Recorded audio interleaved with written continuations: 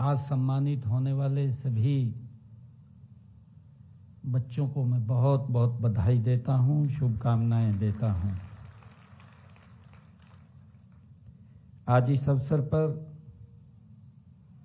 हमारे बीच में इस क्षेत्र के हमारे नेता पूर्व मंत्री असीम गोयल जी, भारतीय जनता पार्टी की नेत्री जिन्होंने इस क्षेत्र से लोकसभा का चुनाव लड़ा, श्रीमती बंतो कटारिया जी, हमारी अंबाला की मेयर श्रीमती अक्षिता सैनी जी, हमारे जिला के माननीय अध्यक्ष मनदीप राणा जी, हमारे मीडिया के प्रमुख डॉक्टर संजय शर्मा जी, हमारे जगमोहन जी और हमारे पूजा फाउंडेशन के संस्थापक जिनका आज जन्मदिन भी है, मैं आप सबकी तरफ से उनको बहुत बहुत बधाई और शुभकामनाएं देता हूं। परमपिता परमात्मा से मैं प्रार्थना करता हूं कि वो स्वस्थ रहें, दीर्घायु रहें और जिस प्रकार के वो कामों में जुड़े हुए लगे हुए हैं, मैं परमपिता परमात्मा से प्रार्थना करता हूं कि उनको और गति दे, और गति से वो इस प्रकार की सेवा करते रहें।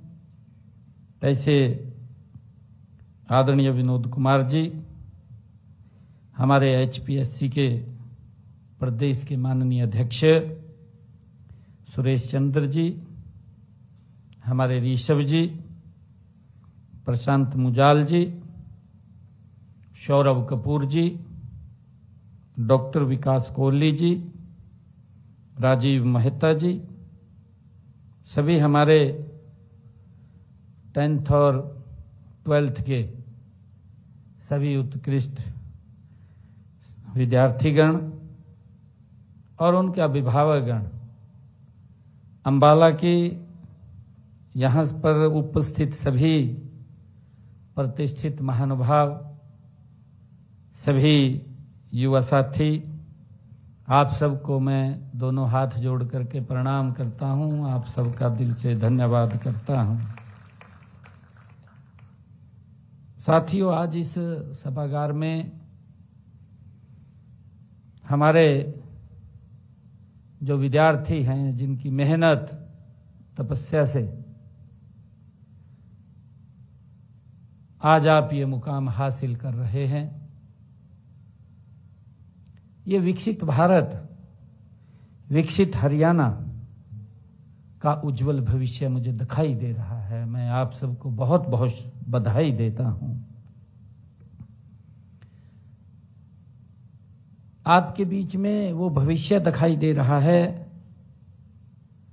जो आने वाला समय आप में से ही डॉक्टर बनेंगे, आप में से ही इंजीनियर बनेंगे, आप में से ही शिक्षक बनेंगे और आप में से ही प्रशासक बनेंगे।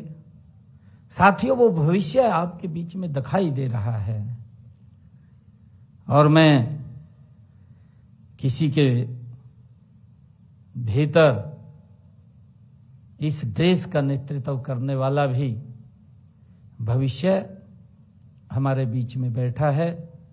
आप सबको मैं बहुत बहुत बधाई और शुभवाद देता हूं। प्यारे बच्चों, आज का मिलने वाला ये सम्मान, ये आपकी मेहनत का परिणाम है, आपकी तपस्या का परिणाम है,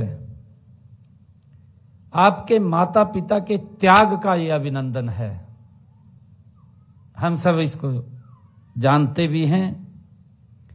आपके शिक्षकों की ये तपस्या का परिणाम है।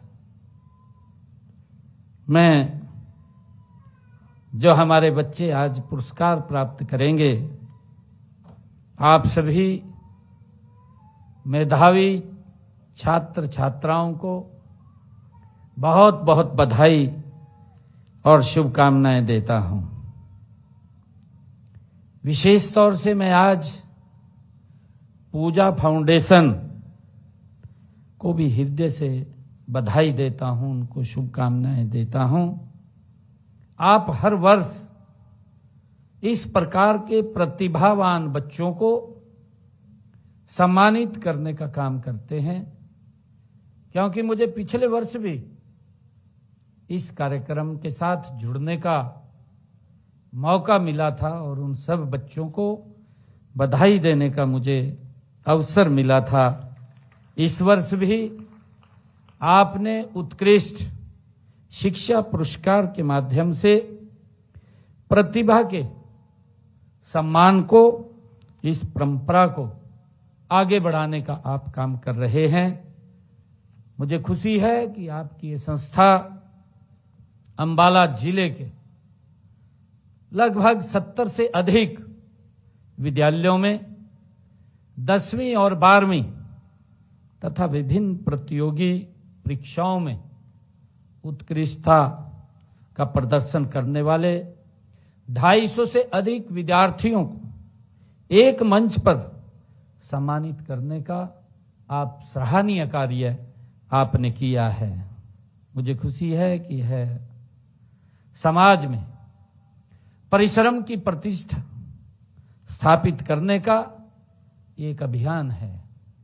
मुझे यह भी खुशी है कि बच्चों को यह विश्वास दिलाने का प्रयास भी है कि यदि संकल्प दृढ़ है, यदि संकल्प दृढ़ हो तो परिश्रम निरंतर हो तो समाज आपकी उपलब्धियों को देखता है कि आप कितनी उपलब्धियों पर, ऊंचाइयों पर आप जा रहे हैं, उसकी सराहना करता है और आपको आगे बढ़ने की और ताकत देता है।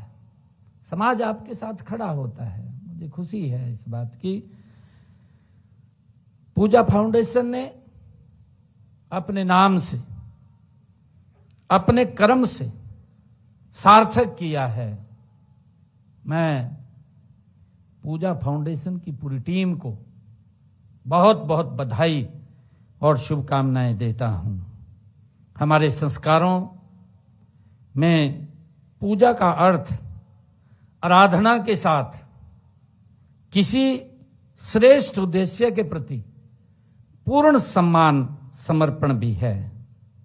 ज्ञान की आराधना, प्रतिभा का अभिनंदन और विद्यार्थियों के सपनों को प्रोत्साहन देना है।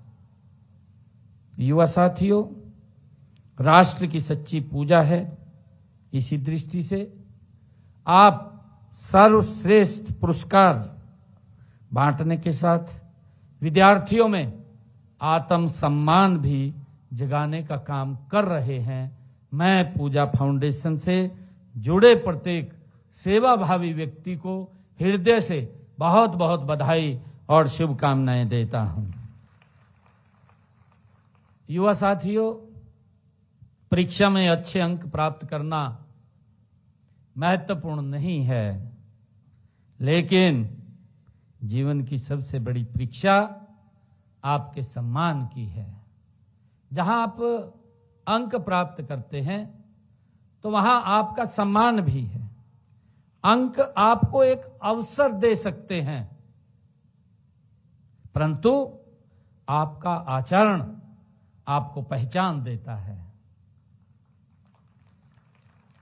युवा साथियों, डिग्री आपको रोजगार दिला सकती है, परंतु आपके संस्कार आपको सम्मान दिलाते हैं। ज्ञान आपको समर्थ बनाता है, लेकिन संवेदनशीलता आपको श्रेष्ठ मनुष्य बनाती है। इसलिए जीवन में ऊंचे लक्ष्य अवश्य बनाइए, परंतु अपने माता पिता, अपने गुरुजनों, अपनी मातृभूमि और अपने संस्कारों को कभी भी पीछे मत रहने दीजिए, जिसका जिक्र विनोद जी ने भी किया है। मुझे खुशी है बताते हुए युवा साथियों कि आज यहाँ पर जिन विद्यार्थियों को सम्मान मिलेगा उनकी सफलता के पीछे बहुत सारे त्याग छिपे हैं। आप सब जानते हैं, किसी की मां ने बच्चे की पढ़ाई के लिए अपनी जरूरत को टाला होगा। हम इस बात को, ये हमारा त्याग है, माता पिता की तपस्या है। किसी पिता ने आर्थिक तंगी के बावजूद परिवार के सामने अपनी परेशानी भी नहीं रखी होगी कि मुझे ये परेशानी है। ये उनकी तपस्या है, उनका त्याग है। किसी शिक्षक ने विद्यालय का समय पूरा होने के बाद भी विद्यार्थी की शंका का समाधान किया होगा। उसने कभी भी उसको जवाब नहीं दिया होगा। चाहे हमारे माता पिता हैं, चाहे हमारे शिक्षक हैं, उनकी भी त्याग तपस्या आपके साथ जुड़ी हुई है। इसलिए यह सम्मान केवल बच्चों का नहीं, ये उन माता पिताओं का भी है, उनकी ममता का भी है, पिता के पुरुषार्थ का भी है और गुरुजनों के तप का सम्मान भी है। मैं सभी अभिभावकों और शिक्षक गणों को, साथियों, विशेष रूप से आज इस अवसर पर बधाई देता हूं, उनको शुभकामनाएं देता हूं। साथियों, आज भारत जिस दौर से गुजर रहा है, जब पूरी दुनिया, साथियों, हमारी युवा शक्ति को बड़ी आशा के साथ देख रही है, देश के यशस्वी प्रधानमंत्री आदरणीय नरेंद्र मोदी जी का जो विजन है, जो उनका संकल्प है, उनका संकल्प 2047 तक भारत को विकसित राष्ट्र बनाने का संकल्प उन्होंने देश के सामने रखा है। युवा साथियों, इस संकल्प की सबसे बड़ी शक्ति अगर कोई है तो आप लोग हैं।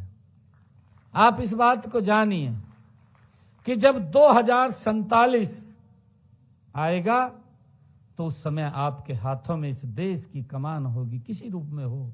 मैंने उसका जिक्र किया है। आप शिक्षक हो सकते हैं, आप इंजीनियर हो सकते हैं, आप डॉक्टर हो सकते हैं, आप आईएएस अफसर हो सकते हैं, आप वैज्ञानिक हो सकते हैं, आप इस देश के राजनेता हो सकते हैं। आपके हाथ में इस देश की कमान होगी और यह विकसित राष्ट्र आदरणीय प्रधानमंत्री जी का संकल्प है। हमारा इसमें सबसे बड़ा, साथियों, चरित्र, हमारा संकल्प, उसके साथ मिलकर के हमें आगे बढ़ना है। साथियों, विकसित भारत ये केवल सरकारों की योजना से नहीं बनेगा। सरकार योजना बना सकती है, परंतु योजना बनाने से विकसित भारत नहीं बनेगा। वह कक्षा में पढ़ने वाले आप जैसे होनहार बच्चों के सपनों और हमारी लेबोरेटरीज, प्रयोगशाला में अनुसंधान करने वाले युवाओं, खेल के मैदान में पसीना बहाने वाले हमारे खिलाड़ियों और समाज के प्रति उत्तरदायी नागरिक के रूप में, साथियों, उनके चरित्र से बनेगा। ये मैं आज आप लोगों के बीच में कहना चाहता हूं। साथियों, हमारी सरकार का संकल्प है कि हरियाणा के किसी भी प्रतिभाशाली बच्चे की उड़ान साधनों की कमी से नहीं रुकनी चाहिए। ये हमारी हरियाणा सरकार का संकल्प है। शिक्षा में अवसर की समानता और साथियों पारदर्शी व्यवस्था और योग्यता का सम्मान हमारी प्राथमिकता है। आप जानते हैं कि हमने सरकारी नौकरियों में उस व्यवस्था को मजबूती से लागू किया है। देश के यशस्वी प्रधानमंत्री आदरणीय नरेंद्र मोदी जी अभी जींद के अंदर आए थे, हरियाणा के अंदर उनका आगमन था। वहां पर भी मंच पर उन्होंने चर्चा की है कि जो नौकरियों के अंदर पारदर्शिता लेकर के आए हैं, यह कोई साधारण काम नहीं है, यह बहुत बड़ा काम है, जिससे कि हमारे बच्चों का, साथियों, उनका सम्मान, ये बहुत बड़ी ताकत है। मुझे खुशी है बताते हुए, जब पूजा फाउंडेशन इस प्रकार के अच्छे काम कर रही है तो सरकार भी उसको आगे बढ़ाने का निरंतर काम कर रही है। मुझे खुशी है बताते हुए कि हमने शिक्षा के क्षेत्र के अंदर पिछले दिनों में 104 स्कूल हमने चिन्हित किए। 104 स्कूल जो चिन्हित हमने किए, उसके अंदर मिशन बुनियाद एक कार्यक्रम हमने शुरू किया हरियाणा के अंदर, सरकारी गवर्नमेंट स्कूल्स के अंदर, प्राइवेट स्कूल में नहीं, सरकारी स्कूल के अंदर, जहां एक गरीब परिवार का बच्चा, साधारण परिवार का बालक, जिसके पास साधनों का बहुत बड़ा अभाव होता है।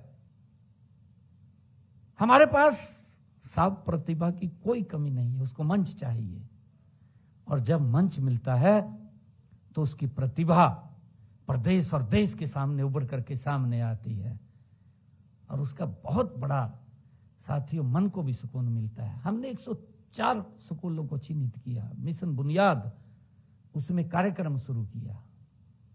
मिशन बुनियाद के तहत हमने उन बच्चों को पढ़ाया और बच्चों का टेस्ट लिया। उन बच्चों में से 400 बच्चे हमारे सिलेक्ट हुए। ये मिशन बुनियाद हमने 9th और 10th के बच्चों में शुरू किया, और जो 11वीं में एडमिशन हुआ और सुपर 100 के अंदर उसका एडमिशन हुआ। गरीब परिवार का बच्चा, 400 बच्चे उसके अंदर एडमिशन हुआ। 11th और 12th के अंदर मेरे स्कूल के, सरकारी स्कूल के 400 बच्चों का उसमें एडमिशन हुआ।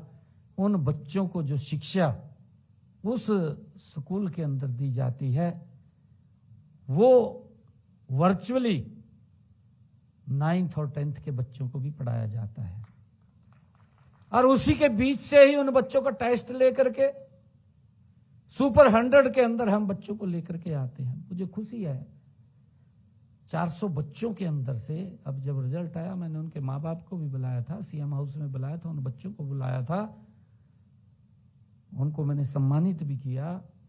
मेरे लिए बड़े फख्र की बात है, गर्व की बात है। 400 बच्चों में से 271 बच्चे हमारी देश की प्रतिष्ठित IIT, IIM, NIT उसमें बच्चों के एडमिशन हो गए हैं। एक साधारण परिवार का बच्चा।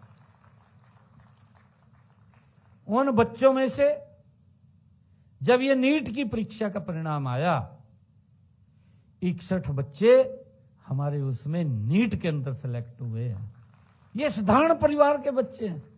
मैंने कहा है कि अगर उनको मंच दिया जाए तो साथियों अलग से प्रतिभा उभर करके सामने आती है, और उसी को देखते हुए हमने अभी हरियाणा प्रदेश के अंदर ये निर्णय किया है कि हमारे जो स्कूल, PM श्री स्कूल, हर ब्लॉक के अंदर आपको एक PM श्री स्कूल मिलेगा, हर ब्लॉक के अंदर। और हमने कहा है कि उसके अंदर सुविधाओं का अभाव नहीं होना चाहिए। अभी हमारे असीम गोयल जी चर्चा कर रहे थे कि स्कूलों को पैसा दिया गया, हमारा स्पेस फोकस है उनको मजबूत करना, सुदृढ़ करना, बच्चों को किसी भी समस्या का अभाव ना हो। और उसके बाद हमने संस्कृत मॉडल स्कूल हर 10 किलोमीटर के ऊपर, ये पिछले वर्ष हमने कहा था कि संस्कृत मॉडल स्कूल बनेंगे, हर 10 किलोमीटर के ऊपर हमारे बच्चों को मिलेगा। आज हर 10 किलोमीटर के ऊपर संस्कृत मॉडल स्कूल खड़ा हो गया है। इस बजट के अंदर मैंने कहा था हर 5 किलोमीटर के ऊपर CM स्कूल खड़ा होगा। हमारा एजुकेशन बोर्ड ऑफ भिवानी के अंतर्गत होगा, क्योंकि संस्कृत मॉडल स्कूल हमारा CBSE पैटर्न पे है, PM श्री स्कूल हमारा CBSE पैटर्न पे है। हमारा school of education board Bhiwani वो भी कम ना रहे, हमने CM स्कूल हर 5 किलोमीटर के ऊपर खड़ा किया है, और 250 स्कूल गति से काम उसके ऊपर चल रहा है। साथियों, हम शिक्षा के क्षेत्र के अंदर एक मजबूती से उसके अंदर क्रांति आए, वो अलग प्रकार के स्कूल हों, और इसी प्रकार मैं आपको बताना चाहता हूं, इन पिछले 12 वर्षों में देश के यशस्वी प्रधानमंत्री आदरणीय नरेंद्र मोदी जी के नेतृत्व में हमारी सरकार ने जो काम किए हैं। आदरणीय मनोहर लाल जी पिछले हरियाणा के अंदर लगातार 10 वर्ष तक वो काम को गति से आगे बढ़ाते रहे हैं। मुझे बड़ी खुशी भी होती है। बेटियों को पढ़ने से वंचित रह जाती थी, पढ़ नहीं पाती थी। पढ़ इसलिए नहीं पाती थी क्योंकि हमारी संस्कृति इस प्रकार की है, हमारे ग्रामीण क्षेत्र का परिवेश इस प्रकार का है कि बेटियों को वो दूर पढ़ने के लिए नहीं भेजते थे। उनको कॉलेज कहीं ना कहीं दूर शहर के अंदर ही उपलब्ध होता था, ग्रामीण क्षेत्र के अंदर उनको उपलब्ध नहीं होता था नजदीक में।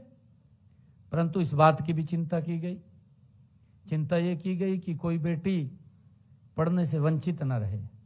पूरे हरियाणा प्रदेश का एक रोड मैप बनाया गया कि हर 20 किलोमीटर के ऊपर एक राजकीय महाविद्यालय खड़ा होगा, और अपने पूरे समय के अंदर खड़े हो गए। आज हजारों की संख्या में बेटियां आज उन कॉलेजों में नजदीक में ग्रेजुएट, पोस्ट ग्रेजुएट तक की शिक्षा वो ले रही हैं। ये सरकार की नीति योजना का ये सवाल है। साथियों, अब हमने निर्णय किया है कि हर जिला के अंदर फर्स्ट फेज में एक संस्कृत मॉडल कॉलेज खड़ा करने का काम हमारी सरकार कर रही है। उसको पर काम चल रहा है, हमने हर जिले के अंदर चिन्हित कर लिया। उसके अंदर इंफ्रास्ट्रक्चर इस प्रकार का होगा कि हमारे स्कूल, हमारे यूनिवर्सिटीज की जो रैंकिंग है, अभी मैंने वीसीस की बैठक लिया था पिछले दिनों, हमने उनको पैसा भी दिया। हमने कहा कि देश की रैंकिंग तो होती है, परंतु मेरे हरियाणा की रैंकिंग भी होनी चाहिए कि हमारी यूनिवर्सिटी कहाँ खड़ी है, कहाँ नहीं खड़ी है, क्या काम कर रही है, क्या नहीं कर रही है। उसको लेकर के भी हमने उनको कहा है कि अगर आपकी रैंकिंग अव्वल आती है तो हम आपको इंसेंटिव अलग से देने का काम करेंगे। एक कंपटीशन हमारे इसके अंदर होना चाहिए पढ़ाई को लेकर के। और मुझे खुशी है बताते हुए कि ये साधारण बात नहीं है। अभी जिसका जिक्र भी किया गया था असीम गोयल जी के द्वारा, खेल के अंदर 39 मेडल आए हैं, 13 गोल्ड मेडल आए हैं, 13 में से 7 हरियाणा लेकर के आया है, 7 में से 5 हमारी बेटियां लेकर के आई हैं। ये और हमारे लिए बड़े गर्व की बात है। 5 हमारी बेटियां लेकर के आई हैं। किस तरीके से बेटियां आगे बढ़ रही हैं और इसके पीछे की ताकत है जी। आदरणीय प्रधानमंत्री जी ने खेल नीति, खेलो इंडिया, और हमने यहां पर उसको मजबूती से आगे बढ़ाया है। लगभग 2000 खेल नर्सरियां हरियाणा प्रदेश के अंदर हमने दे रखी हैं जी। 2000 खेल नर्सरी, जीरो ग्राउंड से बच्चे को उठाते हैं जी। उन खेल नर्सरियों के अंदर हम बच्चों को जो 8 से लेकर के 14 साल तक है 1000 रुपए देते हैं, जो 14 से 19 तक है उसको 1500 रुपए देते हैं, 1500 2000 रुपए तक देते हैं उनको हर महीने। और जो बच्चे हॉस्टल के अंदर रह करके काम करते हैं उनको अलग से डाइट का भी पैसा देने का काम हरियाणा सरकार कर रही है। जब बच्चों को इतना बड़ा प्लेटफॉर्म उपलब्ध होता है, आज कई प्रकार लोग बातें करते हैं, इसके पीछे की ताकत नहीं देखते हैं। अगर आज हमारे बच्चों को कोई इंटरनेशनल कोच की आवश्यकता पड़ती है तो सरकार पीछे नहीं हटती है, सरकार उस तक वो सुविधा पहुंचाने का भी काम करती है। आज आप देख रहे हैं कि हमने पहली खेल यूनिवर्सिटी वो सोनीपत के अंदर खड़ी हुई है। और इसके साथ साथ मैंने अपने इस बजट के अंदर कहा था, आदरणीय प्रधानमंत्री जी का भी लगातार इस बात को लेकर के जोर रहता है कि हम इंफ्रास्ट्रक्चर खड़ा करें। हमने हर यूनिवर्सिटीज को एक एक्सीलेंसी सेंटर्स देने का काम किया है और उनको कहा है कि आपके पास ये 4 गेम होंगे, इसके अंदर आपकी यूनिवर्सिटी से बच्चे इस गेम के अंदर आगे निकलने चाहिए। उनको अगर कोई सामान की जरूरत है या इंफ्रास्ट्रक्चर की जरूरत है तो सरकार उसको खड़ा करने का काम करेगी और कर रहे हैं। धीरे धीरे आप लोग देख रहे हैं। अगर हमारे यहीं पर अंबाला के अंदर देखें, अंबाला के अंदर हमारा अंबाला कैंट का जो खेल स्टेडियम है, पिछले 12 वर्षों के अंदर उसका वातावरण बदला है। नारायणगढ़ के अंदर हमारा एक खेल स्टेडियम है, उसका वातावरण बदला है। कुरुक्षेत्र यूनिवर्सिटी के अंदर आप लोग देखेंगे अलग प्रकार का एक वहां पर जो हमने एक्सीलेंस सेंटर दिया है, उसके अनुरूप वहां पर खेल ग्राउंड तैयार किया है। पूरे प्रदेश के अंदर खेल के इंफ्रास्ट्रक्चर को बढ़ाने का काम भी हम गति से कर रहे हैं। और जो हमारे खिलाड़ी हैं, सरकार कंधे से कंधा मिला करके उनके साथ खड़ी है, उनका सहयोग कर रही है। और उसी कारण से आप देख रहे हैं पिछले 12 वर्षों में हमारे जो मेडल्स की संख्या है वो लगातार बढ़ रही है। और देश के अंदर जितने मेडल आते हैं उन मेडलों के अंदर नंबर 1 का स्थान अगर कोई होता है, हरियाणा का होता है। चाहे आबादी के हिसाब से हमारा हरियाणा बहुत छोटा राज्य है, उसके बावजूद भी मेडलों की संख्या हमारी नंबर 1 की होती है। ये सरकार की नीति और नियत का परिणाम है। आज कुछ हमारे विपक्षी दल साथी बोलते हैं, क्रिटिसिज्म करते हैं, कोई विषय तो होता नहीं। क्रिटिसिज्म की बात होती है कि आरोप लगाना है, आरोप लगाइए। उनकी 2 शब्दों की नीति थी, यह हमें समझना चाहिए। इसके पीछे मैंने बताया है कि हमारी ताकत क्या लगती है बच्चे को तैयार करने के लिए, तभी गोल्ड मेडल लेकर के हमारे बच्चे इतने आ रहे हैं। उनके समय में तो 2 लाइन की पॉलिसी थी, पदक लाओ पद पाओ, यही पॉलिसी थी, और तो थी नहीं कुछ भी। और मेहनत करते रहते थे, चाहे भूखा रहे चाहे प्यासा रहे। आज बच्चों को वो सुविधाएं, खिलाड़ियों को सुविधाएं देने का काम ये सरकार कर रही है। मुझे खुशी है कि एक क्षेत्र के अंदर नहीं है, हर क्षेत्र के अंदर।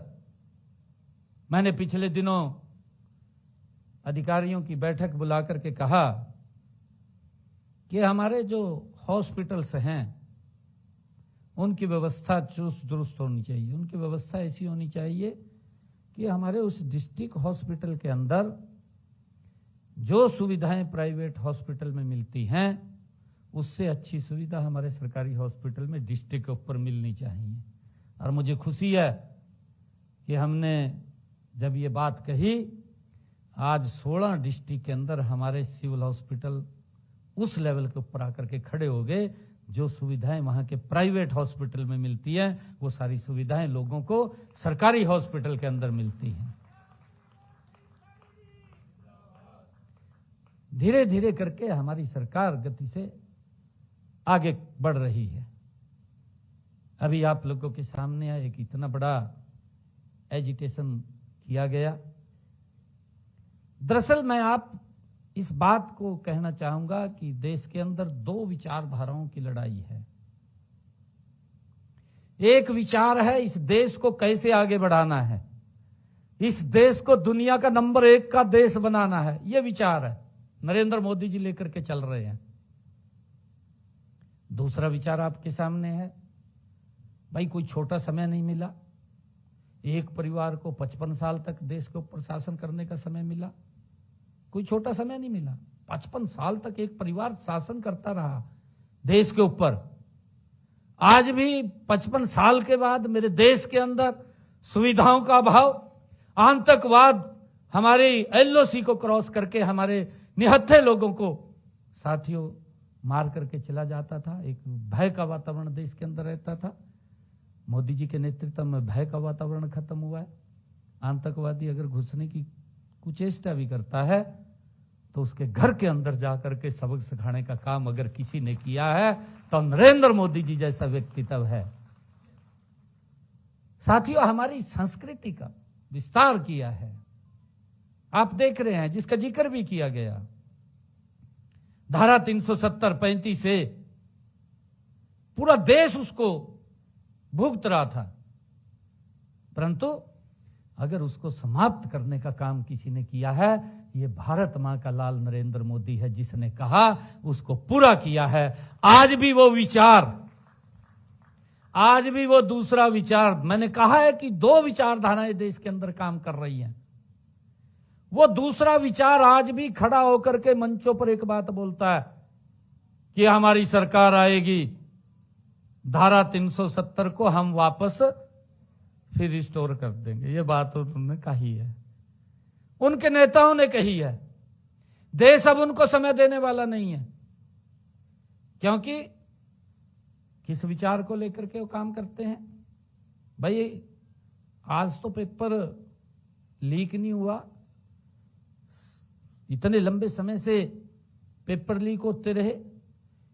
1986 की बात है, 1986 के अंदर राजीव गांधी ये बिल लेकर के लोकसभा में आए थे। 1986 में 1986 में जब ये बिल लेकर के आए, खाली चर्चा हुई, वो पास तक भी नहीं किया गया। चर्चा जरूर हुई, पता नहीं किस प्रकार की चर्चा होगी, मेरे को मालूम नहीं है। चर्चा जरूर हुई है बताते हैं, परंतु उसके बाद पेपर लीक की घटनाएं होती रही। आप सब भी जानते हैं, मैं भी जानता हूं, जब बच्चों का पेपर होता था, कोई टेस्ट होता था, बसों की छतों को आप देखते थे, 200 200 250 बच्चे बसों की छतों के ऊपर चढ़ करके पेपर देने के लिए जाते थे। बसों की बारियों पे पीछे लटके रहते थे, अपनी जान को जोखिम में डालते थे। पता लगता था पेपर लीक हो गया। परंतु उसके बाद 2022 के अंदर नरेंद्र मोदी जी ने इसके ऊपर कानून बनाया, और अब आदरणीय प्रधानमंत्री जी ने उसी दिन जब ये लीक की घटना हुई, उसी दिन ही निर्णय कर लिया था कि किसी भी व्यक्ति को हमारे युवाओं के साथ खिलवाड़ करे कोई अधिकार नहीं दिया जाएगा। और अब एक सख्त बिल साथियों लोकसभा के अंदर पास किया गया कि अगर कोई व्यक्ति इसके अंदर संलिप्त होगा, 10 साल की कैद, 10 करोड़ रुपए का जुर्माना उसके ऊपर लगेगा, ताकि कोई व्यक्ति साथियों हमारे बच्चों के भविष्य के साथ खिलवाड़ न कर सके। परंतु इन्होंने क्या किया, ये खाली राजनीति करते हैं। और मैं आपको अभी मेरे 1500 बच्चों का रिजल्ट आया, अभी मेरे ख्याल से 7-8 रोज पहले।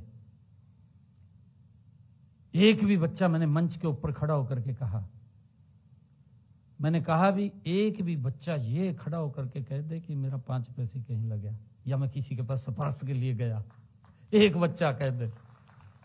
ये ट्रांसपेरेंसी है जिसका जिक्र देश के यशस्वी प्रधानमंत्री जी ने किया।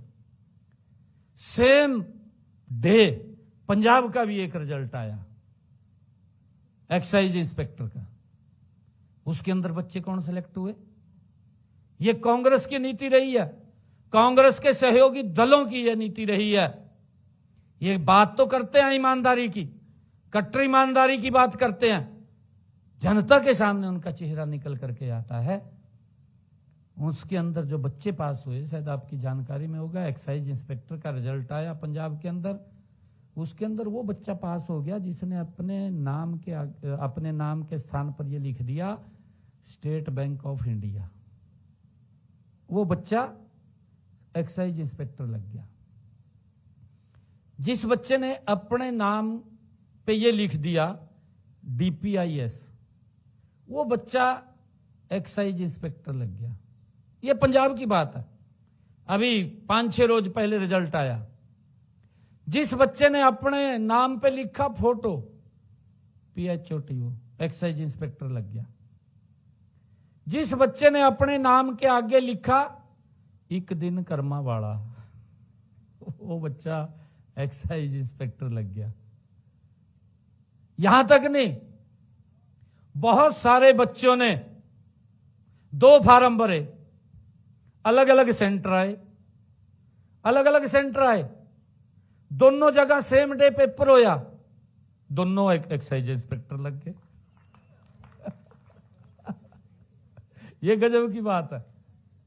और ये ईमानदारी का डिंडोरा पीट रहे, ये ना किसी को ध्यान में है, भी ये भी हो रहा है। उनका एक बड़ा नेता जंतर मंतर के ऊपर जाता है, ये बात बोलता है कि अगर मेरे पंजाब के अंदर पेपर लीक होता है तो मैं उसी दिन अपने शिक्षा मंत्री का इस्तीफा ले लूंगा। ये जंतर मंतर पर बोलता है। 6 रोज पहले एक पेपर लीक हो गया फार्मेसी का, ना तो कोई वो जो वहां बैठे थे जंतर मंतर पर म्यूट का वहां गए, कोई भी नहीं गया, और ना उसका भी ताला लग गया जबान के ऊपर, वो भी कुछ नहीं बोल रहा। भाई ये इनके कहावत है ना, एक हाथी के दांत खाने के और दिखाने के और, ये 2 विचारधाराओं की लड़ाई है। उनको कोई मतलब नहीं देश से, देश के युवाओं से कोई मतलब नहीं है। अपनी राजनीतिक स्वार्थ सिद्धि के लिए देश को कहीं तक भी ले जा सकते हैं। इस बात को हमने समझना है, इस बात को हमने जानना है। आज मुझे खुशी है क्योंकि समय लंबा हो गया है, विषय तो काफी है, परंतु मैं आप सबका, पूजा फाउंडेशन का, HPSC के हमारे जो पदाधिकारी हैं उन सबका और बच्चों का मैं विशेष तौर से आप सबको बधाई देता हूं, शुभकामनाएं देता हूं कि आपने जो आज ये उत्कृष्ट सम्मान आपको मिल रहा है, ये आपकी मंजिल का पड़ाव नहीं है, अभी तो आपकी यात्रा शुरू हुई है। हमने आगे और बढ़ना है। मैं आप सबके उज्जवल भविष्य की कामना करता हूं परमपिता परमात्मा से। आप आगे बढ़ें, विकसित भारत का आप एक स्तंभ बने। मैं ये परमपिता परमात्मा से प्रार्थना करता हूं। आप सबको बहुत बहुत बधाई देता हूं, आपके माता पिता को बधाई देता हूं, आपके शिक्षकों को मैं बहुत बहुत बधाई देता हूं। इन्हीं शब्दों के साथ जय हिंद, जय भारत, जय हरियाणा।